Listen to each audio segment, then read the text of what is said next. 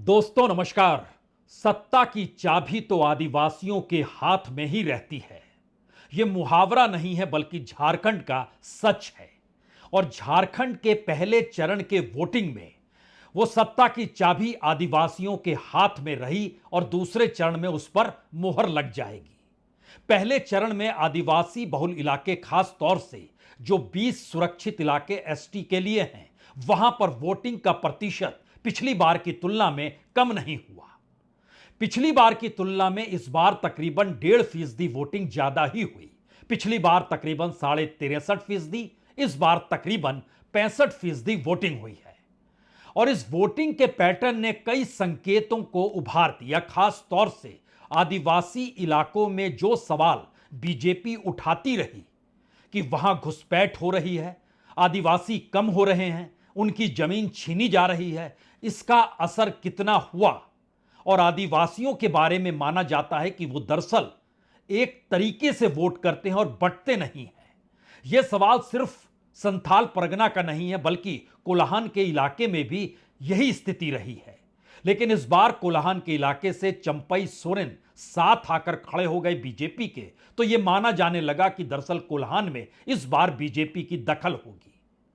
लेकिन 20 विधानसभा की वह सीटें जो सुरक्षित है आदिवासियों के लिए, पिछली बार सिर्फ खूंटी के इलाके में, जो रांची से लगा हुआ इलाका खूंटी का है, उसकी 2 सीटों पर ही बीजेपी जीत पाई थी।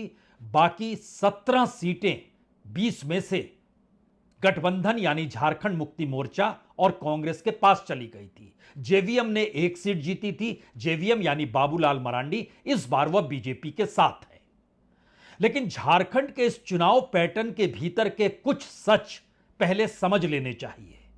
झारखंड में कौन मुख्यमंत्री होगा, वो आदिवासी होगा या नहीं होगा, वो कौन सा चेहरा होगा, बीजेपी ने इस चेहरे पर बिल्कुल काम नहीं किया। बीजेपी की मुश्किल यह रही कि उनके अपने जो आदिवासी नेता है वो राजनीतिक तौर पर सक्रिय दिखाई नहीं दिए। वो चाहे बाबूलाल मरांडी हो या फिर अर्जुन मुंडा हो। इस दौर में चंपई सोरेन को जगह जगह पर उनको मंच पर लाया जरूर गया, खास तौर से कोल्हान के इलाके में। लेकिन बावजूद इसके बीजेपी के दौर यानी उनकी सत्ता के दौर में आदिवासियों को लेकर उठने वाले सवाल आदिवासियों के भीतर लगातार गूंजते रहे।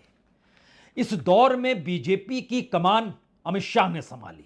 उनके साथ 2 राज्य, खास तौर से असम के मुख्यमंत्री हेमंत बिस्वा शर्मा और देश के कृषि मंत्री जो इससे पहले मध्य प्रदेश के मुख्यमंत्री रहे शिवराज सिंह चौहान, यही तीनों पूरी की पूरी बिसात को बिछाते चले गए। और यह भी बड़ा महत्वपूर्ण है कि बीजेपी के प्रचार का काम धाम भी वहां के स्थानीय लोगों के हाथ में था नहीं, जो इस चुनावी पैटर्न के दौर में उनके दुख, आक्रोश या इन सारी परिस्थितियों के साथ उभर कर भी आया। यानी बीजेपी जिस झारखंडी के साथ जुड़ना चाहती थी, उस झारखंडी की मौजूदगी चुनाव प्रचार के वक्त और बिसात बिछाने के वक्त नजर नहीं आ रही थी, तो संवाद एक तरफा सा लगने लगा।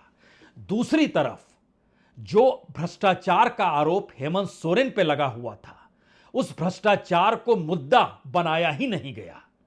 और कितने महीने जेल में रखा गया, क्यों रखा गया, ये सारे सवाल इस दौर में आदिवासियों के जहन में गूंजते रहे। और अपने जेल में जाने की प्रक्रिया खुद हेमंत सोरेन और कल्पना सोरेन, ये 2 चेहरे झारखंड मुक्ति मोर्चा के प्रचार के तौर पर नजर आए। यहां पर एक तीसरा सवाल भी है। झारखंड के भीतर अक्सर झारखंड मुक्ति मोर्चा और बीजेपी टकराते जरूर हैं, लेकिन उनकी सत्ता मिलने के पीछे की वजह, अगर झारखंड मुक्ति मोर्चा के साथ कांग्रेस होती है तो फिर बीजेपी के पीछे आंसू होता है, जो स्टूडेंट यूनियन से चुनाव में दखल देता है और उसका अच्छा खासा प्रभाव भी है। लेकिन ये दोनों अगर अपनी अपनी जगह पे वोट ट्रांसफर ना करा पाए या प्रभावी ना रहें, तो दोनों को मुश्किल हो जाती है, बीजेपी को भी और झारखंड मुक्ति मोर्चा को भी। अब यहां पर सवाल है कि 43 सीटों में से झारखंड मुक्ति मोर्चा सिर्फ 23 सीटों पर चुनाव लड़ रही थी और झारखंड मुक्ति मोर्चा मजबूत थी। कांग्रेस 17 सीटों पर चुनाव लड़ रही थी, लेकिन कांग्रेस 50% से ज्यादा मजबूत नहीं थी। आरजेडी के पास 5 सीट थी, लेकिन इन 5 सीटों के भीतर भी वह डगमगाती हुई एक सीट सिमरिया आप कह सकते हैं, लेकिन इससे हटकर वो कहीं मजबूत कैसे होगी, वो मैक्सिमम 2 सीट के आगे बढ़ नहीं पा रही थी। वहीं दूसरी तरफ बीजेपी कमोवेश 43 में से सारी सीटें मत कहें 36 सीटों पर वह चुनाव लड़ रही थी और वो अपनी जगह पर अपनी ताकत के साथ थी। उसे भरोसा था आंसू का वोट शिफ्ट होगा। इस दौर में एलजेपी को साथ ले आई तो उसका भी छिटपुट वोट होगा, जो जाति समीकरण के हिसाब से होगा वह भी शिफ्ट होगा। जनता दल यूनाइटेड आ गई, उसका वोट भी शिफ्ट हो जाएगा। और इन सब के साथ जो बिखरी हुई वोट की परिस्थिति थी उसमें कोई सेंध लगाएगा तो 5-7 सीटों पर सेंध लगाने की स्थिति में एआईएमआईएम होगा, लेकिन उसका लाभ भी उन्हें मिल जाएगा। जयराम महतो अपनी जगह पर मजबूत होंगे, उसका लाभ भी उन्हें मिल जाएगा। यह बीजेपी के एक समीकरण थे इस चुनाव को लेकर और वोटिंग ने अपने तौर पर जो बताया और दिखाया। सबसे पहले उस आंकड़न को समझ लीजिए कि 70% से ज्यादा वोटिंग बहराकोड़ा, घाटशिला, सिसई, लोहरदग्गा, खरसावां, बिष्णुपुर और ईचागढ़ में हुई है। और 65 से 70% के बीच में कई ऐसी कॉन्स्टिट्युएंसीज है जो इससे पहले उस रूप में नहीं आती थी, लेकिन इस बार लगभग 65 से 70 के दायरे में दर्जन भर विधानसभाएं हैं। मझगांव है, चक्रधरपुर है, चाईबासा है, सिमडेगा है, सरायकाले है, मांडर है, मनिका है, लातेहार है, तोरपा है, खूंटी है, गुमला है, गढ़वा है, भवनाथपुर है। और जो 60 से 65 के बीच की परिस्थितियों में था उसमें पोटका है, जुगसलई है, सिमरिया है। रांची में सबसे कम 51% वोटिंग हुई। लातेहार जैसी जगह पे जो कि एक दौर में नक्सल प्रभावित इलाके के तौर पर जिसकी पहचान थी, 69% वहां पर वोटिंग हुई है। और इन मुद्दों के दायरे में 2-3 बात और लगातार चलती चली गई। उसमें एक बड़ा महत्वपूर्ण है कि बीजेपी की सत्ता जब पिछली बार थी रघुवर दास की, तो वो छोटा नागपुर टेंडेंसी एक्ट और संथाल प्रज्ञा एक्ट जो 2011 का था, उसको जो बदलने का प्रयास था वो कहीं ना कहीं आदिवासियों की पहचान को लेकर लगातार सवाल उठा रहा था और उसको आदिवासियों के जहन में झारखंड मुक्ति मोर्चा डालने में सफल हो गई। लेकिन इसके बाद एक दूसरा सवाल आता है, इस दौर में अपने साथ जो लिया क्या उसका लाभ मिला बीजेपी को? वो चंपई सोरेन हो, उनका बेटा बाबूलाल हो जो घाटशिला से खड़े हुए, अर्जुन मुंडा की पत्नी मीरा मुंडा पोटका से खड़ी हुई, मधु कोड़ा की पत्नी गीता कोड़ा वो जगन्नाथपुर से खड़ी हुई, रघुवर दास की बहू पूर्णिमा दास जो ईस्ट जमशेदपुर से खड़ी हुई। ये सारे मैसेज हैं कि किस तरीके से बीजेपी ने एक अपनी व्यू रचना की। लेकिन सवाल यहां पर यह भी है कि झारखंड में कभी भी कोई 2 बार लगातार जीता नहीं है। अगर वहां के इतिहास को आप परखें तो बाबूलाल मरांडी पहले सीएम थे, उसके बाद वहां पर अर्जुन मुंडा जरूर आते हैं, बाबूलाल मरांडी बाहर किए जाते हैं, लेकिन उस टर्म के भीतर वो आते हैं। 2000 में राज्य बना, 2003 तक बाबूलाल मरांडी, 3 से 5 तक अर्जुन मुंडा आ जाते हैं। उसके बाद शिबू सोरेन की मौजूदगी होती है, झारखंड मुक्ति मोर्चा आता है, फिर अर्जुन मुंडा लौटते हैं, फिर मधु कोड़ा जो एक निर्दलीय विधायक थे और किसी को बहुमत नहीं मिल पाया था तो उन्हें मुख्यमंत्री बना दिया गया, वो बन गए। फिर शिबू सोरेन आते हैं, फिर हेमंत सोरेन की आती है, इस बीच में राष्ट्रपति शासन लगाया जाता है, फिर रघुवर दास आते हैं, फिर हेमंत सोरेन आते हैं। यानी लगातार 2 बार कोई जीता नहीं है। तो क्या इस बार इतिहास रचा जा रहा है? खास तौर से आदिवासी बहुल इलाके जिनका हम जिक्र आपसे करना चाह रहे हैं, उसमें जो मुख्य रूप से सीटें हैं जो झारखंड मुक्ति मोर्चा जो पिछली बार जीती थी और कांग्रेस जो पिछली बार जीती थी, उसमें क्या सेंध लगा पाई बीजेपी? इसका जवाब फिलहाल नहीं आ रहा है।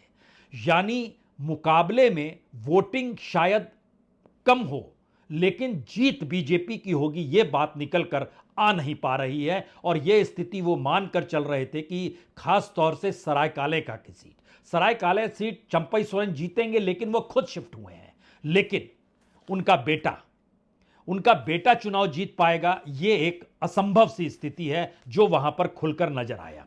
उसमें आप एक एक देखिए तो सरायकाले खां से चंपई सोरेन की स्थिति मजबूत है। जगन्नाथपुर में गीता कोड़ा इसलिए चुनाव जीतेंगी, वहां बड़ी तादाद कोड़ा वोटर्स जो हैं उनकी हैं। लेकिन घाटशिला में चंपई सोरेन के बेटे बाबूलाल सोरेन हैं, उनका जीतना मुश्किल है। वहां से जो मिनिस्टर भी थे, एमएलए भी थे, रामदास सोरेन, उनके पक्ष में वोटिंग बहुत साफ तौर पर नजर आ रही है। कांग्रेस क्यों मजबूत नहीं आई? कांग्रेस का कोई चेहरा नहीं है जो कि सीधी बार्गेनिंग वोटरों से कर सके या जीएमएम से कर सके कि हमारा वोट आपको ट्रांसफर होगा और इस रूप में होगा। यानी पहला मैसेज यह है कि झारखंड मुक्ति मोर्चा, हेमंत सोरेन की पार्टी अपने तौर पर मजबूत है और अपने तौर पर कांग्रेस मजबूत नहीं है। यह एक सेटबैक है जीएमएम के लिए। जमशेदपुर पूर्व से अजय कुमार जो वहां एसपी रह चुके हैं, वह चुनाव लड़ रहे थे, लेकिन उनके सामने रघुवर दास की बहू पूर्णिमा साहू, जिनके पक्ष में वोट जाता हुआ दिखाई दिया। लेकिन पोटका में अर्जुन मुंडा की पत्नी मीरा मुंडा चुनाव जीत पाएगी, इसमें कई सवाल हैं। और संजीव सरदार वहां के जो झारखंड मुक्ति मोर्चा के हैं, वह चुनाव उनके पक्ष में जाता हुआ दिखा। मनोहरपुर में जो सिंहभूम के एमपी जोबा मांझी जो झारखंड मुक्ति मोर्चा के थे, उनके बेटे जगत मांझी का पक्ष ज्यादा बढ़ता हुआ अच्छा दिखाई दिया। वहां से आंसू के दिनेश चंद्र बोईपाई चुनाव लड़ रहे हैं, वो कमजोर नजर आए। लोहरदग्गा में झारखंड मुक्ति मोर्चा रामेश्वर उरांव जो वित्त मंत्री भी रहे, उनके खिलाफ आंसू के उम्मीदवार थे नीरू शांति, लेकिन यहां पर जेएमएम के उम्मीदवार के पक्ष में जाता हुआ दिखाई दिया। रांची बड़ी बेहतरीन जगह है, वोट का परसेंटेज कम हुआ और यह बीजेपी के लिए खतरे की घंटी है, क्योंकि 7 बार सीडी सिंह वहां पर चुनाव जीत चुके हैं। लेकिन रांची के भीतर के मुश्किल हालातों में पहली बार यह सवाल मुद्दा बन गया कि 7 बार आप जीते हैं, आपने किया क्या है। हालांकि वह लोगों के बीच रहते हैं, बावजूद इसके राज्यसभा की मेंबरां जो पहली गई वहां से महुआ मांझी, उनको चुनाव मैदान में उतारा गया। वो बराबरी के मुकाबले की स्थिति में इस चुनाव को लाकर खड़ा कर चुकी हैं। जो शायद बीजेपी जो शहरी इलाकों में माना जाता है, वो चाहे धनबाद का इलाका हो, बोकारो का इलाका हो, यहां पर माना जाता है बीजेपी का उम्मीदवार तो शहरी वोट बीजेपी के पक्ष में जाता है। लेकिन अगर रांची में डावाडोल स्थिति शहरी वोटर के बीच हुई है तो फिर यह मुश्किल हालात है। चतरा में आरजेडी रश्मि प्रकाश जो मंत्री सत्यानंद भोक्ता की बहू है और उनके खिलाफ एलजेपी के जनार्दन पासवान, दोनों का कोई कैडर नहीं है। लेकिन यहां पर वोटिंग परसेंटेज में चतरा में देखिएगा तो आदिवासी मुस्लिम एक साथ एक मुश्त आरजेडी के पक्ष में, और यह कई जगहों पर मौजूद रहा जहां पर मुस्लिमों की तादाद है और वो कहीं ना कहीं किसी ना किसी रूप में एकजुट वोट दे रहे हैं, जो इस बार नजर भी आया। खास तौर से वोट परसेंटेज बढ़ने की जो परिस्थिति थी वह भी नजर आई। लेकिन यहां एक चीज और महत्वपूर्ण है, बीजेपी ने अपनी बिसात सेंट्रल लीडरशिप के आश्रय इसलिए बिछाई क्योंकि अक्सर इलेक्शन के दौर में होता क्या था कि पॉलिटिकल फंडिंग होने लगती थी, और पॉलिटिकल फंडिंग जो होती थी वो कोयलांचल के इलाके से होती थी।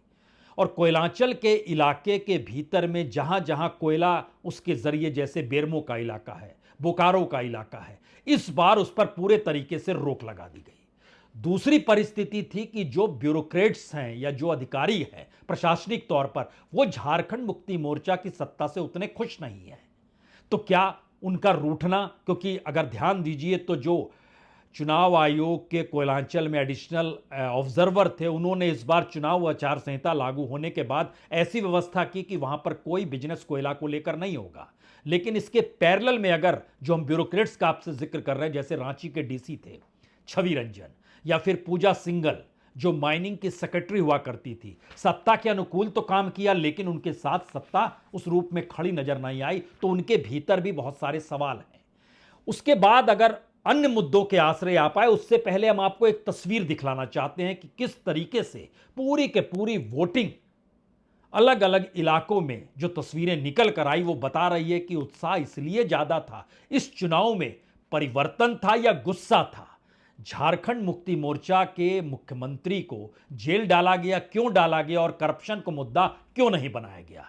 आदिवासियों की जमीन कौन छीन रहा है, घुसपैठ कैसे हो रही है, इसको लेकर लोग वोट देने निकले थे, या 2019 में शहरी वोटर कम निकले थे, बीजेपी के प्रति उदासीन थे, इस बार वो निकले।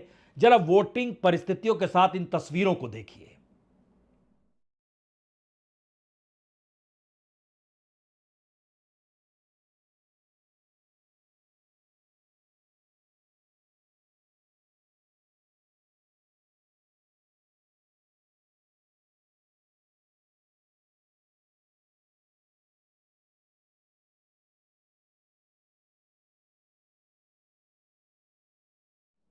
आदिवासियों इलाकों में बड़ी तादाद में लोग वोट देने सुबह से ही निकल आए थे, और बीजेपी जानती थी कि आदिवासियों के जरिए आदिवासी का वोट साधना होगा।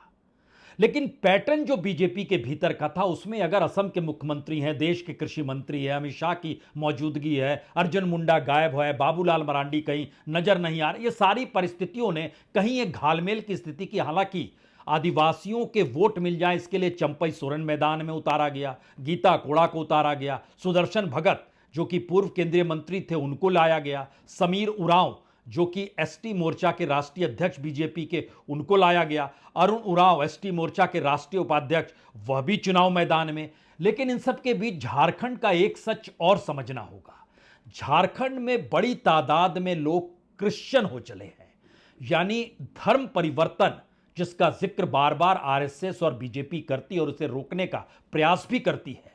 और लेकिन इन सब के बीच जब आदिवासियों का सवाल सीएए एनआरसी के मद्देनजर गूंजने लगा और समान नागरिक संहिता के भीतर अमित शाह का यह भाषण रहा कि आदिवासियों को उसमें शामिल नहीं किया जाएगा, तो एक मैसेज यह भी आया कि क्या वाकई अब आदिवासी उस हिंदू समाज में नहीं है जो हिंदू समाज को लेकर आदिवासी पहले विरोध करते थे, या फिर जब आप समान नागरिक संहिता का जिक्र करते हैं तो आदिवासी क्यों नहीं है। इस परिस्थिति ने बड़ी उहापोह की स्थिति झारखंड के वोटरों में आदिवासी और गैर आदिवासी दोनों में खड़ी की।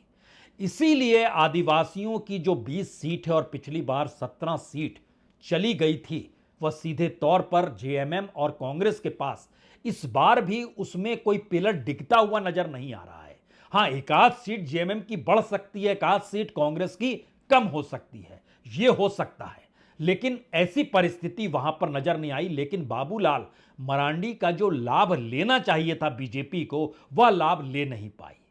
और इस दौर में सभी अपने आप को बड़ा नेता, चूंकि मुख्यमंत्री बनने के बाद दिल्ली पहुंच गए, केंद्रीय मंत्री बन गए, उनका संवाद वहां पर खत्म हो गया। तो कोई संवाद बनाने के लिए बीजेपी का नेता जिस संवाद को बनाने के लिए जिन शब्दों का या जिस डायलेक्टिकल का जो इस्तेमाल कर रहा था उसमें चीजें फिट बैठ नहीं रही थी, जो आदिवासियों के साथ चीजें खड़ी हो जाए। और कोल्हान के इलाके में जो ये माना जा रहा था कि चंपई सोरेन उनका प्रभाव खूब होगा, वो दरअसल ईस्ट सिंहभूम हो या वेस्ट सिंहभूम हो या सरायकेला हो, यहां पर नजर नहीं आया। और इन इलाकों के जो सुरक्षित एसटी की सीटें वहां भी नजर नहीं आया। इसमें कोई दो मत नहीं, चंपई सोरेन अपना चुनाव जीत जाएंगे, लेकिन बेटे को नहीं जिता पाएंगे। तो बेटे को नहीं जिता पाएंगे तो बाकी उम्मीदवारों को कैसे जिताएंगे। और चंपई सोरेन की कॉन्स्टिट्यूएंसी में भी बड़ा हिस्सा जमशेदपुर का आ जाता है जो शहरी मिजाज का है, यानी बीजेपी का वोट बैंक अपने तरीके से इंटैक्ट है।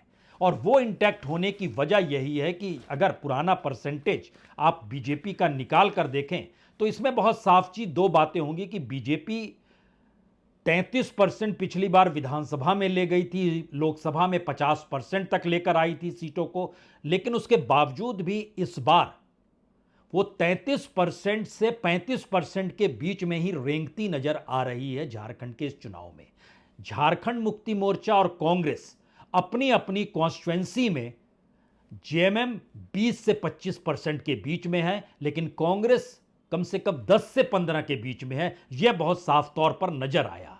अब यहां पर एक महत्वपूर्ण बात थी कि आसू का वोट बैंक लगभग 7-8% का है, और वो वोट इस बार क्या कम हो गया है क्योंकि एग्रेसिवली बीजेपी मैदान में उन मुद्दों के आसरे थी जहां वो चाहती थी कि घुसपैठ का मुद्दा आदिवासियों के बीच चलते चले जाए, और आसू के लिए यहीं पर संकट था। और बड़ा संकट तो युवाओं को लेकर भी था क्योंकि बेरोजगारी की स्थिति भी एक मुद्दे के तौर पर मौजूद थी। यानी 4 सवाल आखिर में निकल कर आते हैं। पहला सवाल यह है कि पूरी स्ट्रेटजी पहले राउंड में यह बहुत साफ तौर पर नजर आई कि बीजेपी की अपनी स्ट्रेटजी केंद्रीय या राष्ट्रीय नेताओं के आसरे जो झारखंड के नहीं है वही पूरी बिसात बिछा रहे थे, जो नेगेटिव में चला गया। और दूसरी तरफ पति पत्नी दोनों, हेमंत सोरेन कल तक अकेले थे, जेल में जाने के बाद कल्पना सोरेन भी पॉलिटिकली एक्टिव हुई और बहुत तीखे तरीके से एक्टिव हुई। और इन दोनों के चेहरों के आसरे इन्होंने हर कॉन्स्टिट्यूएंसी को अपने दायरे में लाने की कोशिश की। यह पहला हिस्सा जो प्रचार प्रसार का जाता है, जो इनके पक्ष में जाता है। दूसरी परिस्थिति सीधे तौर पर उस आदिवासी बेल्ट को लेकर जुड़ी है जिनके भीतर यह मुद्दा काम किया या नहीं किया।